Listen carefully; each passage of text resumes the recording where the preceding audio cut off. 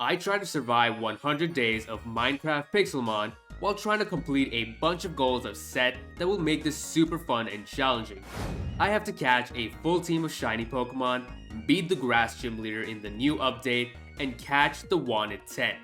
The Wanted 10 is a unique idea created by me, which is basically randomly generating 10 Pokemon and having to hunt them down by the end of the 100 days. The Pokemon I rolled are Salamence, Stunfisk, Lugia, Spiritomb, Armaldo, Zubat, Roselia, Porygon Z, Landorus Incarnate, and Unknown. With that being said, let's jump right into it. Every player faces a tough decision right at the very start, that of choosing their partner Pokemon, and the last time I did this, I chose Bulbasaur, but this time I shifted away from Gen 1 and picked Mudkip, who was my first choice in the Gen 3 games. As I spawn and slowly begin to explore the world, you might be able to catch on to a few little adjustments I made to make the mod more fun and interesting, and the less obvious one is that I changed the size of the Pokemon so that there's a chance that they are either a size of a pixel or the biggest piece of crap you've ever seen. There's some Pokemon that are just fascinating when you see the attention to detail, while others you'd just rather not. By nightfall, I was able to level up my Mudkip to level 9 before it got taken out, and this is where things got rough. With no Pokemon Center in sight, all I could do is explore to find one or hope that Mudkip would revive itself by the tiniest of miracles. In the meantime, I did the basic chop a tree, craft some tools, and mine some more, and this went on for 100 days cause I never found a frickin' Pokemon Center. Nah, but for real, I did find a Pokestop which can stock you with various items from time to time, but I wanted to have the full survival experience of Pixelmon rather than just getting handouts. So throughout this challenge, I banned the use of Pokestops as well as that of the Pokemart because you could just buy infinite items at your disposal. Now that still leaves me stranded with a dead Pokemon on day 1, but I did come across some Pokeloot and all I received was crap. These can be massive if you get an XP share or a lucky egg, but we all know that ain't happening anytime soon. Eventually, one of those gave me a regular Pokeball, so I finally had a chance to play the game again.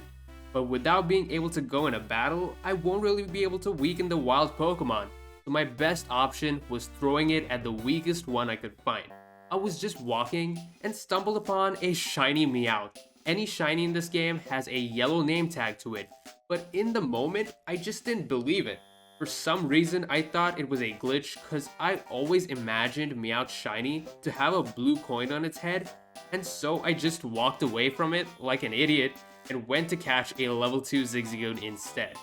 As I threw the ball, Mudkip revived itself, and Zigzagoon broke free. Mudkip, if you had just revived yourself a second earlier, we could have caught it, but nope. Seems like he's the ultimate troll. I walked back to find a ball that I had thrown, which was destroyed upon impact, and recrafted it. Then healed my Pokemon with some lemonade and tried catching a Pokemon. This time it was easier as I was able to weaken the opponent. I missed out on a shiny, but I wasn't completely stupid though, because I had a bigger objective in mind. Zigzagoon has the ability Pickup, which in this game gives it a small chance to receive a random item after defeating a wild Pokemon. Considering the situation I am in, any potions, revives, or Pokeballs that it might pick up is super important for me. Not just that, but items like ethers and elixirs that nobody else would use were clutch since I would very easily run out of power points for my moves with no Pokemon Center to restore them. Exploring the waters can be quite dangerous, especially if you casually see a legendary floating about like it's nobody's goddamn business. And then I saw another one, and then another one.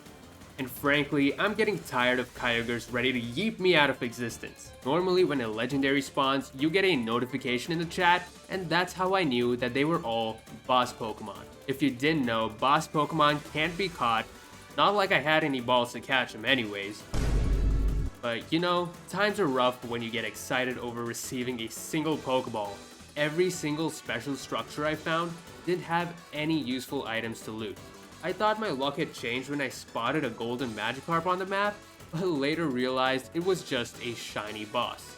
No matter what, my Pokemon were always down for the count, and at some point or the other, it forced me to risk it and use one of my 2 Pokeballs, and somehow it worked, which led to Shmurda being the newest member of the team.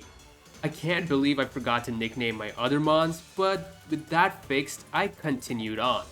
Who knew surviving in the wild would be so hard without any Pokemon Center? I had to treasure whatever little resources were available to me at the time. Pokeballs and potions had become more important than any other item in the game. Some Pokemon are ridiculously small, and if a shiny were to spawn at that size, it would be virtually impossible to find. I saw a beam of light shoot into the sky, and it was a raid den which was home to a 5-star Leafeon, and there was no way in hell that this team was putting up a fight. Crafting some running shoes was all I could do to cover more ground, and after spotting a watchtower of sorts in the distance, Eternatus decides to spawn right behind me. I knew that pile of bones was a waste of time, so I just walked away and scouted the area, which led to my death. But hey, it wasn't that far, so I was able to make it back, and like a minute later, I fell to my doom yet again. Although this time it was less likely I'd get back in time before my stuff despawns, so I decided to head in the opposite direction in the hopes for a village. Mudkip was able to evolve into a Marshtomp, and with that, we were coming to the end of day 6. There are just some things I hate about Pixelmon. Another one of those things happened to give me a visit during the night, and hopefully I taught it a good enough lesson so that it never shows its face again.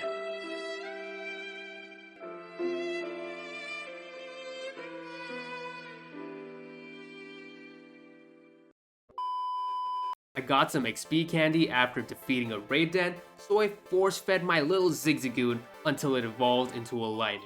A shrine is nothing new in Pixelmon. You can summon legendaries if you meet the requirements, but this chalice in particular is special as it can call upon the god of all Pokemon, Nani? For that to happen, you require all 18 Arceus plates, but I have none at the moment, so it wouldn't be much use right now. I did see an Ultra Wormhole right above it, but I didn't have any blocks, so I got some, and while I was building up, it vanished. Great. I soon found a church, and faithfully under oath, broke through their window, stole their bucks, and swiftly left the scene of the crime. They see me rolling, they hating. I encountered my first Mega Pokemon, and it was Mega Banette, which has an attack stat of 160, so I think Shmurda wouldn't mind sitting this one out.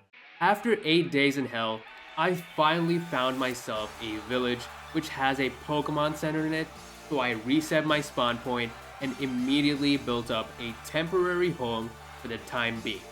With this being done, I could train my Pokemon up a lot quicker.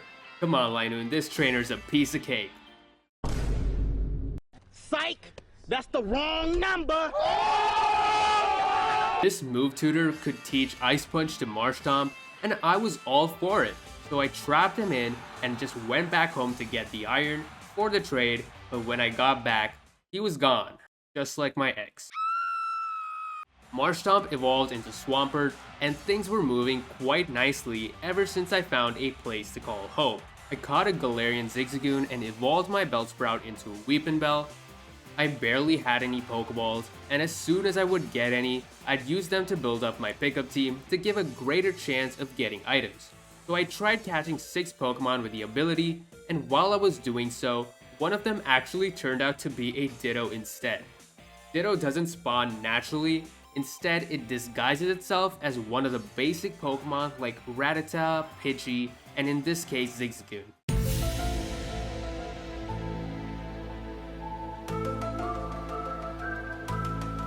I planted some citrus berries as they would help me to restore my health if I were to travel to find new biomes and monuments, and it's nice since you can carry them in bulk. Between days 15 and 18, I focused on acquiring Pokeballs so I can start to actually catch some cool Pokemon like the Espeon and Meganium that I found while traveling. The other thing I found was a special village which is supposed to be completely themed around the grass type and is also the home of the grass gym leader. As of what I know, there's only a grass gym update in this mod, so beating it will be one of my goals by the end of this 100 days. The funnier thing to me was that you can actually buy Pokemon cards, booster packs, and play TCG in Pixelmon, which is insane. At this point in time, it completely slipped my mind that I could craft Pokeballs, so I ended up wasting a lot of time. But I got about 25 or so within this time, and my Swampert and Linoon were around level 50 already.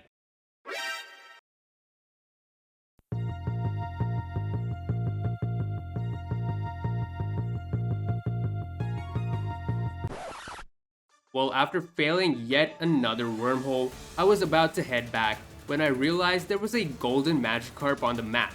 I followed the trail and it led me right to it, and this time it was legit, a shiny Magikarp.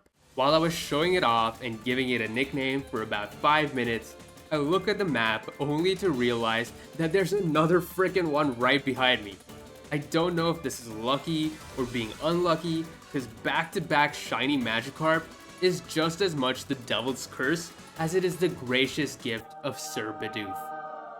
Tsushimi and Wasabi are now brothers in arms, and it's really cool that even if there's a Pokemon you might not like that much, a drastic change in its size can make it enjoyable and fun to use. While I was battling a trainer, another wormhole spawned right behind me, and this time I finally had blocks on me, so the race was on.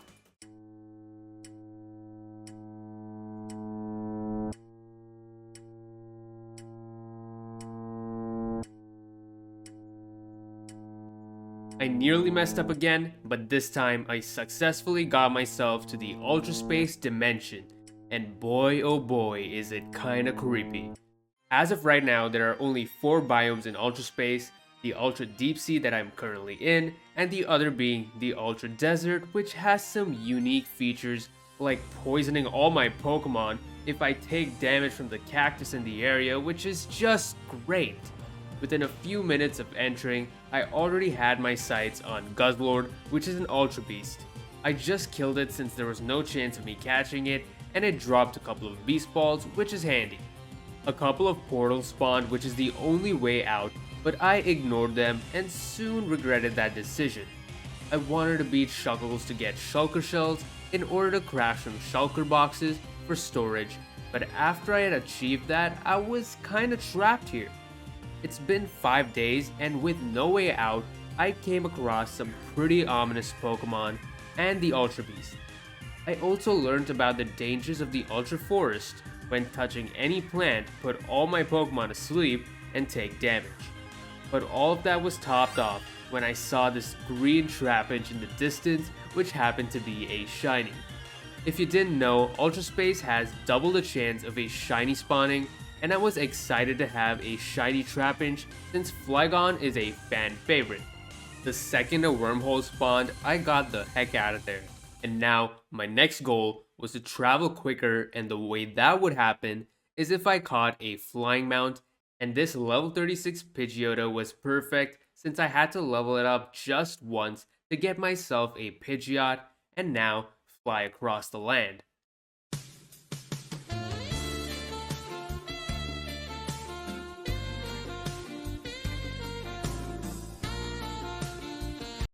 In a raid battle, I received a Leaf Stone, which also allowed me to evolve Schmurda into a Victory Bell. And yeah, my Pidgeot is huge. I was trying to find a spot to call home, and when I came across an extreme hills biome, I knew this is where I wanted to set up shop since it spawns the highest level trainers, which makes training a bit easier.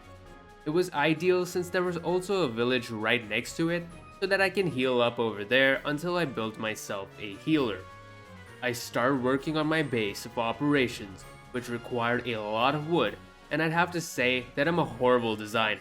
Within the span of 2 days, I had made something of my base, but that's not all that I had done within this time.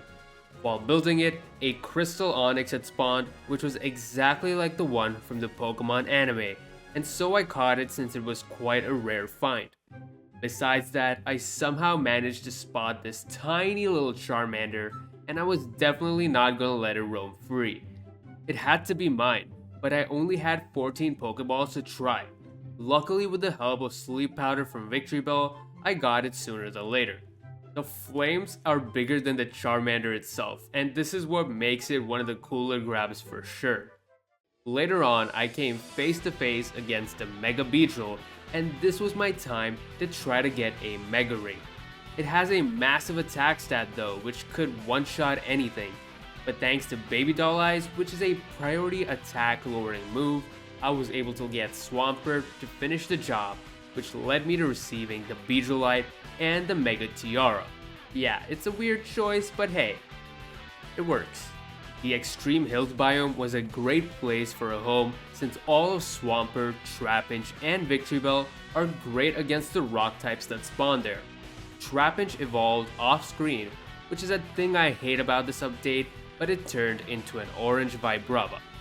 I was thinking my pickup team wasn't doing all that great a job of finding me cool items like the ones required to evolve Porygon into Porygon Z, but finally it was worth it as it picked up an orb. If you do know what an orb is, then get a life. But if you don't know, it can be used to summon the legendary birds if you place it in their respective shrines.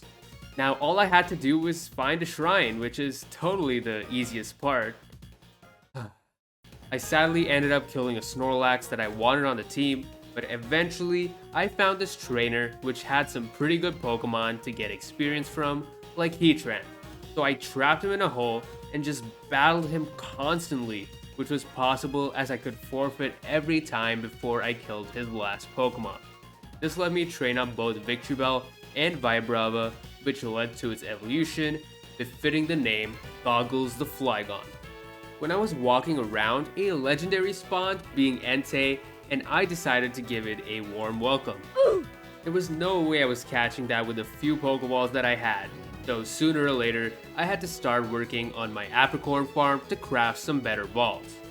So I tried to collect one of each kind of Apricorn and planted them right next to my house. You no longer have those chibi trees, but instead, you have a full-grown tree which can grow multiple at a time. That's not the only thing that has changed. In this version, different Pokeballs have different tiers. Tier 1 being the weakest, which requires Aluminium as the base mineral, while Tier 2 and Tier 3 require Silver and Platinum, which are new ores to this mod. Aluminum is the most common, while Platinum can be found around the wild levels where you normally find Diamond. I spent quite a lot of time mining, and once I was done with that, I expanded my base and created a little enchanting area so that I could get fortune on my pickaxe. With diamonds in hand, I could finally craft a healer. Now that I had the minerals to craft new Pokeballs, I still had to wait for the Apricorn trees to grow. So in the meantime, I went exploring and found Team Plasma's airship and decided to raid it. I beat down every member and stole some gear as well as chains, which is kinda kinky of them, not gonna lie. Oh, what's this? Ah, yes. Subscribe, please. At the very front was the leader of Team Plasma, and I had to take him down as who knows what they could be scheming. I couldn't beat him in battle though, as he was just too strong. But hey, this is still a win in my eyes, as I used his kinky chains against him. I just gotta hope he doesn't enjoy that. After going in a straight line for a really long time, I finally ran into a monument. I hadn't realized what I had found until I got up close to it, and it is the Shrine of Zapdos. The fact that there are Thunderstone ores in the pillars confirmed it, which was awesome since I already had an orb. All I had to do was mine the ore with my pickaxe, and with the help of fortune, I was able to get enough shards to create a Thunderstone. In a pyramid I got some bones, and after that I went back home to place some of the stuff that I stole from the plasma ship, and went outside to bone meal the apricorn trees when I happened to look behind my house to find a shiny roly-coly. I was able to catch shiny number 4 within just the 40th day of our challenge. Within a few days, I was able to collect a lot of apricorns, which allowed me to craft some dusk and quick balls, but unfortunately, the regular Pokeball itself was glitched, so I couldn't craft them. I still needed more of them to be safe if I were to ever find another legendary, so I expanded the base by building a roof over my head and building a mine below me. I dug my way right through a mine shaft which gave me so many resources, but this was also an opportunity for me to try to find some chests with rare loot in them. By battling the Pokemon underground, I was able to look through walls and try to find these chests. I was able to find 2 fossils which could be clutch since I still need to catch an Armaldo for the wanted 10. I started collecting some of the items I required in order to craft a fossil cleaner, which helps identify what Pokemon fossil it is. Once that was done, I then had to put the fossil into a machine to restore them back to what they once were. I needed quite a few parts to actually build it, but after a bunch more mining, it was complete. Now all I had to do was place these 2 suckers in there and see what I get out of it. Well, I already know which fossils these are, but for the sake of suspense, I'll let you have a try. Behold, Granados and Lileep are back from the dead. Sadly, they weren't what I were looking for, but we still have everything ready if we were to ever find another fossil. They ask you how you are, you just have to say that you're fine when you're not really fine. Oh yeah, I forgot to mention that when I was in the mine trying to build the parts for the machine, I ran into a red-eyed Aaron. If I died, then I would have tragically lost that shiny. These are some of the tiniest Pokemon that I've caught, and I can't wait to see what they look like once they evolve. Speaking of evolution, I thought it was time to evolve Wasabi, the Golden Magikarp, and added the team as Gyarados. By day 50, I had crafted a large amount of Pokeballs, so I was half ready if I encountered anything cool. In my travels, I came across another desert shrine, but unlike any other, this was the summoning point of the space-time duo, including the god and the devil itself. I had a lot of XP candy from my boss battles, so I used them all up on my mini Charmander, which ended up as the smallest Charizard you could possibly find. Flying on this bad boy is gonna be a piece of cake. I then went ahead and combined the Thunderstone and the Orb to form the Orb of Static Souls. Now I needed 375 kills on wild Pokemon in order to fill the orb to a state where it can summon Zapdos. So I thought, why not work on leveling up the pickup team in the process, since I still need items like the upgrade and dubious disc to get Porygon Z, which is needed for the wanted 10. Those items are tier 2 special drops, so they can only be picked up by Pokemon that are level 51 or more. I forgot about the fact that there's a new winter wonderland in Pixelmon, or Mount Lanakila from the Alola region. It's completely Christmas themed, and I'm pretty sure you can find Christmas skin Pokemon here, but they're extremely rare.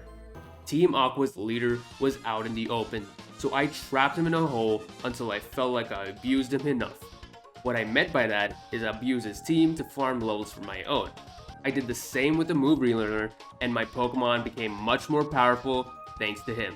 I got distracted after seeing a huge Bisharp in the distance, and I just had to catch it. Oh cool, another legendary.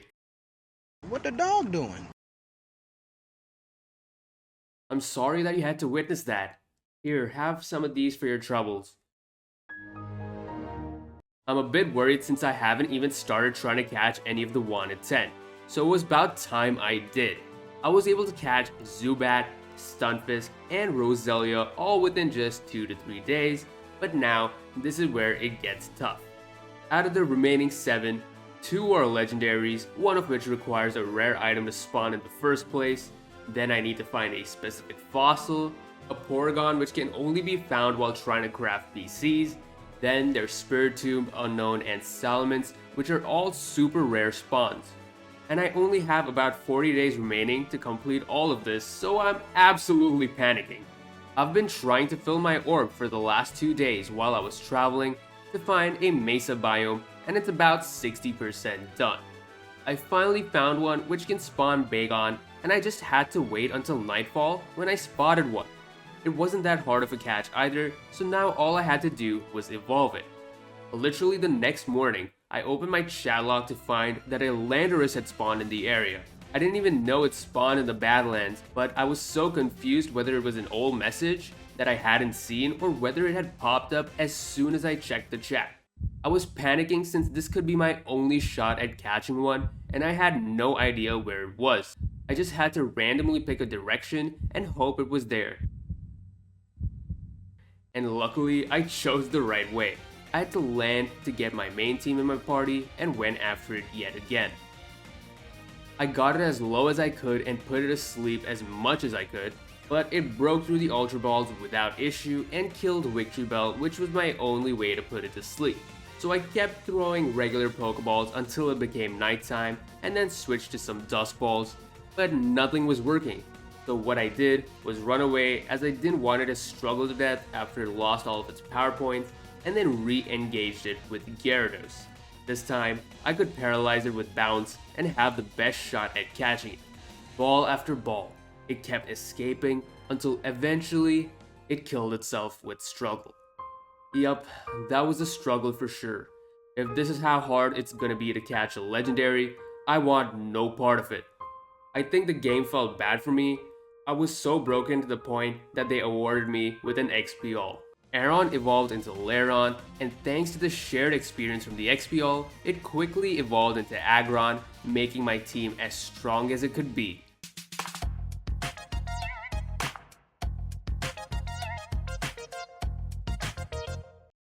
One of the legendary Lake Trio had spawned, and so I went to the river but had no luck finding it. But then I realized it didn't say river but a freshwater lake.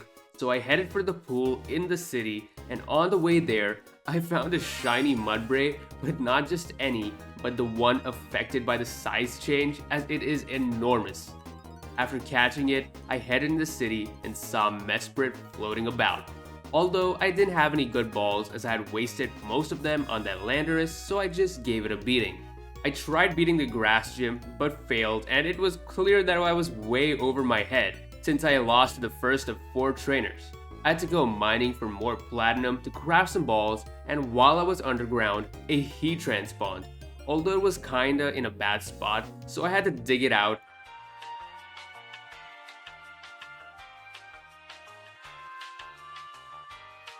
Stop it.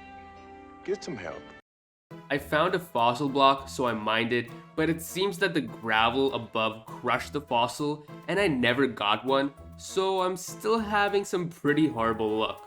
Unknown can spawn underground at night, and what do you know? While I was mining for hours, I saw one pop up on the minimap, so I headed towards it and got the capture. With one more Pokemon off the 1 to 10, things were slowly getting better for me. In this game, Spiritomb is an ultra rare spawn in any roof forest at night, but has twice the spawn rate exactly at midnight, so I made it a priority to be there every night while I stayed back in the Badlands biome every morning, as Landorus could have had a chance of spawning again. Thing was that I couldn't just sit still and wait in these biomes for them to spawn. I still had to get an Armaldo, so I remembered that the ocean is the best place to find fossil blocks, as the ocean floor is covered with gravel.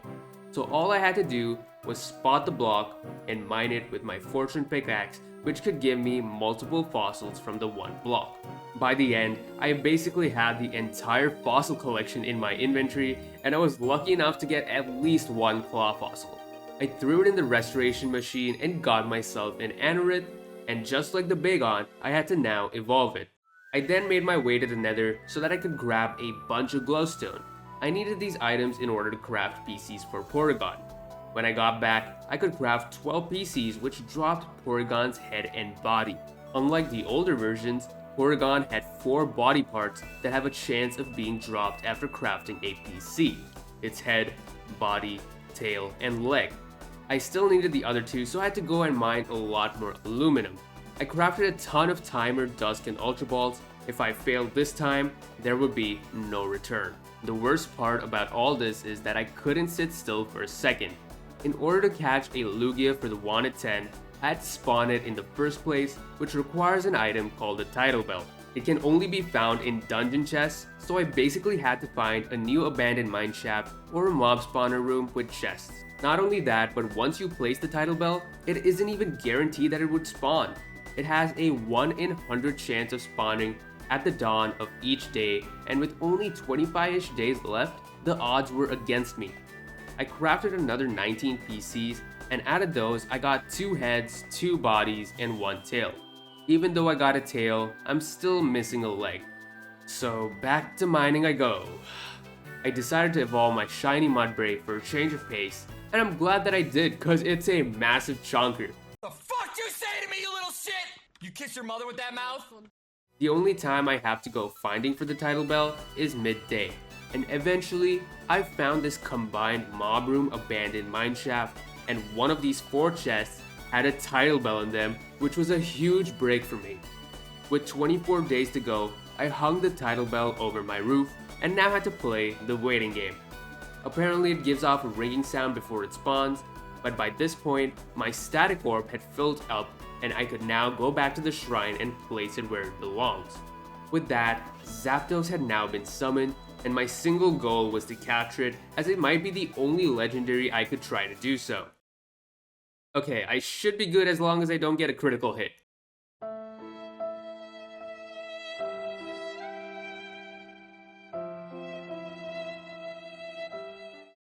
I crafted 7 more pieces in the hopes for a Porygon leg. Well, back to mining I go. Oh my gosh, there's a Spiritomb. As long as I don't kill this thing, it should be fine. Please, for the love of Bidoof, be enough. I stockpiled so many parts, and finally I got him chicken legs so I could craft myself a Porygon. I was happy in the moment, but I knew the job wasn't done just yet. I was only 1/3 of the way of getting the Pokemon that I actually needed. Training up Bigon and Anorith would have taken way too long, so instead I injected them with candy until their bodies exploded. Salamence and Armaldo were taken off the board, which only leaves 4 remaining. My pickup team had to pick up the pace, and with all their style and trash grabbing abilities, they still hadn't picked up the one item I needed, which was the Dubious Disc. They've picked up literally every other evolution item imaginable, including 2 upgrades, which is required for Porygon 2. While I was minding my own business, a shiny Mienshao walked up to me at midnight, and this was another shiny for me, and at this point I think I've gotten 8, which is absolutely insane. I mean, I'm not gonna be complaining about that. After killing the wild Pokemon for 2 straight days, I finally found the piece of crap I was looking for. With all the items I needed, I could now evolve Porygon into Porygon Z. Although there was one issue that was stopping me from doing that. Normally, you can evolve trait evolution based Pokemon with the help of a linking cord, which is a substitute for trading in a single player world. But Porygon needs to trade while holding an item, so it didn't work for some reason. Since I had all the items to evolve it, I took it off the board. While I was trying to search for one of the special Christmas themed Pokemon, I found Santa's workshop. And inside, Santa was busy working, so I made sure to steal as much as I could. Eventually, another Spiritomb did pop up, and luckily, this one didn't have the move Memento, so I was able to catch it. All I had to do now was wait for the title bell to start ringing, and wait for Landers to spawn. I was kinda bored, so I tracked down the stronghold, went to the end, fought a Shadow Lugia to the death,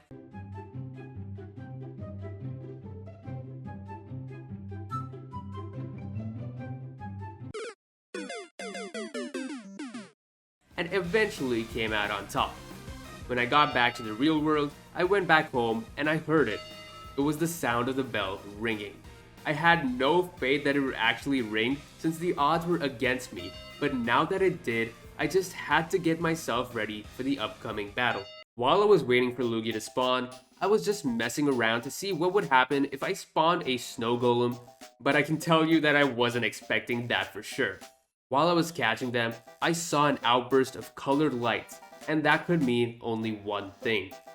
We not only got lucky with the bell ringing after just 17 days, but the Lugia that spawned happened to be affected by the Scythe mod and was humongous. Unlike the other legendaries I faced, I was completely ready this time. However, Lugia didn't take much convincing to join my team, and with that, we got the hardest Pokemon off the board. I now evolved my shiny Roly-Poly into a Colossal while I was trying to build the best team against the Grass-type gym. On day 97, Landorus came out of the shadows, and this was the hunt to decide it all. After a fearsome chase, the battle had begun. I was ready for the ultimate test of patience, but this Landorus gave in only after 3 timer balls, which made my job a heck of a lot easier. I mean, anybody would have been afraid with the kind of balls I was packing. The wanted 10 was now complete, which meant that I only had one challenge remaining, which was beating the grass-type gym. I was able to beat some of the gym trainers, which made me feel like I was ready to take on the big guns. Looking at my team, it might not be fair to the gym leader, but hey, he chose that life. Bisharp got a few swords dances off, which let it beat all of Ferrothorn, Virizion, Credilli, Superior, and his Mega Sceptile with the help of Sucker Punch. But it got taken down by Rillaboom, so Salamence cleaned up, which allowed me to obtain the Kusa badge, and I could wear it proudly. This was the end of the 100 days, which was super fun to do, and I couldn't have done it without the help of my Pokemon. If you would like to see me do more 100 days challenges in the future, let me know what mod to play or what goals I should try. Make sure to like and subscribe if you enjoyed the content, and as always, I will see you all next time.